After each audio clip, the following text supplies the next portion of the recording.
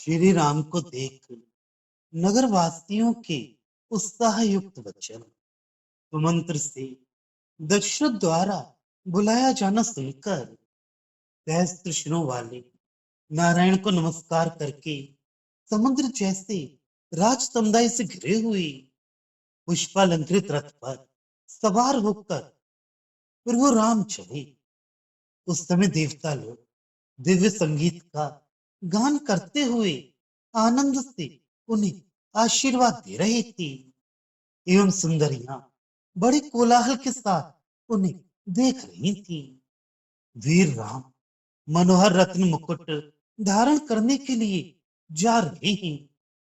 इस उमंग से प्रेरित होकर वे सुंदरियां एक से एक आगे बढ़कर मार्ग के दोनों पार्श्वों में बड़ा कोलाहल करती हुई आ खड़ी हुई।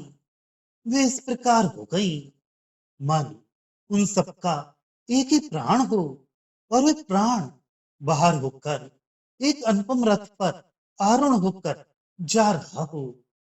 वे उदार रामचंद्र कठोर वचन वाली कहते की आज्ञा से उज्जवल किरीट को छोड़कर पवित्र पृथ्वी रूपी पत्नी से युक्त होकर अरण्य के लिए प्रयाण करने के पूर्व ही संगीत की मधुर कंठ ध्वनि करने वाली उन रमणियों की भुजा रूपी बांसुरी तथा नेत्र रूपी बर्छों के घने अरण्य में प्रविष्ट हो गई।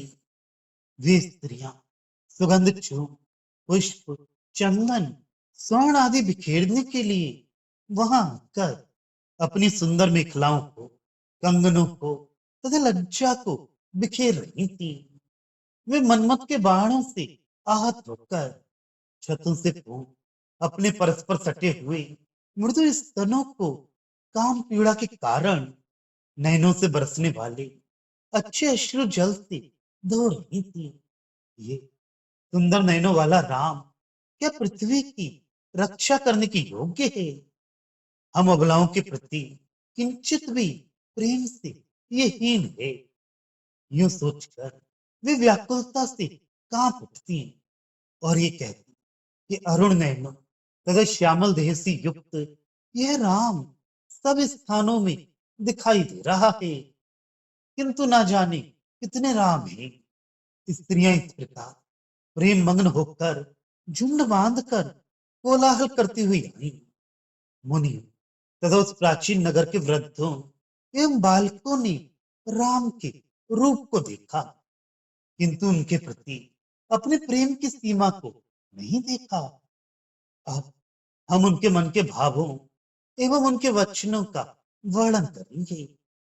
उन लोगों में से कोई कहता ये संसार तर गया, कोई कहता युगांत काल को यहीं से तुम देख लो।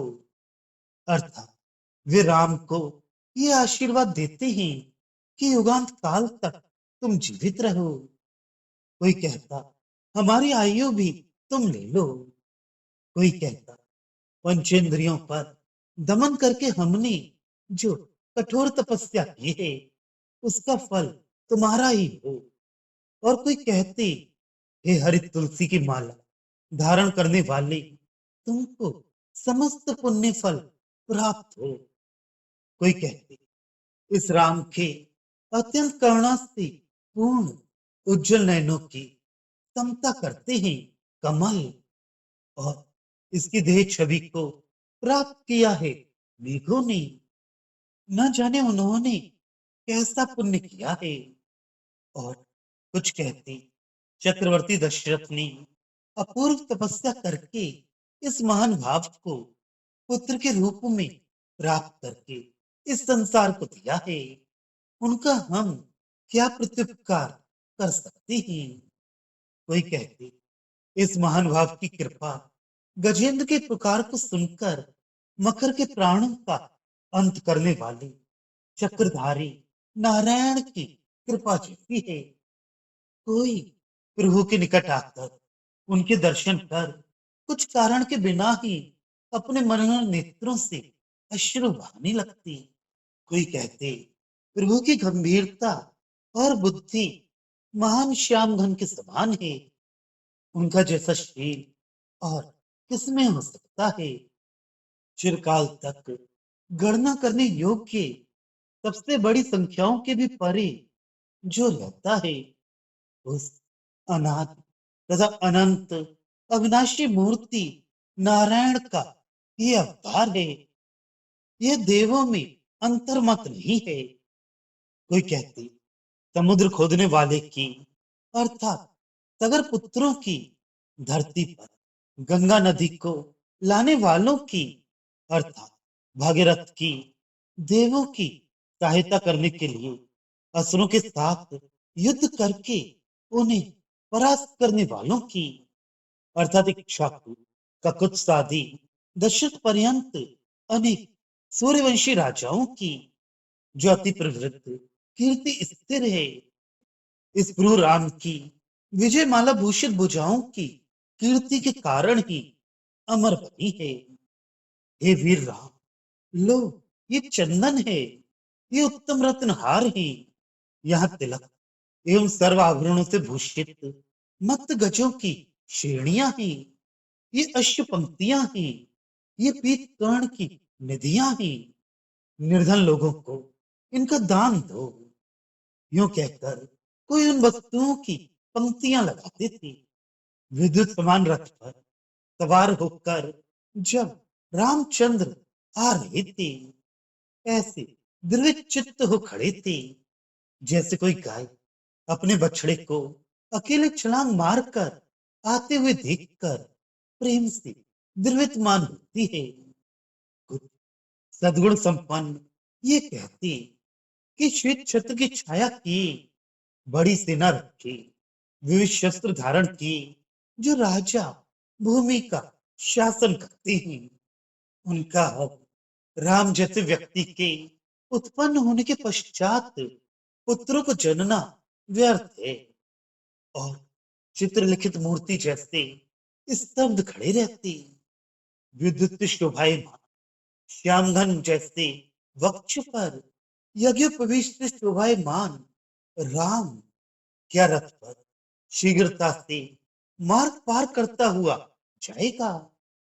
राम के रथ की गति को मंद करने के लिए अनेक स्वर्ण राशियों और विविध रत्नों से मार्ग को भर दीजिए। यूं कहते हुए कुछ लोग मार्ग पर स्वर्ण रत्न आदि बिखेर रहे थे। कुछ लोग कहते ये अपनी माता की गोद में नहीं पला, किंतु पूर्व जन्म के पुण्य से इसका पालन करने वाली है कैकई। अतः वह कैकई समस्त पृथ्वी का शासन इसे देखकर आनंदित हो रही है। ऐसा करने वाली उस कैकई का आनंद किस प्रकार का है, हम क्या कहें। कुछ कहते अब पाप और दुख समूल मिट जाएंगे। कुछ कहते भूमंडल पर अब एक व्यक्ति का स्वत्व नहीं रहा, वह सब लोगों का हो गया। कुछ कहते ये देवताओं के शत्रु राक्षसों को मिटा देगा, और कुछ कहते इसकी आज्ञा का पालन करने वाले राजाओं का भाग्य कितना महान है।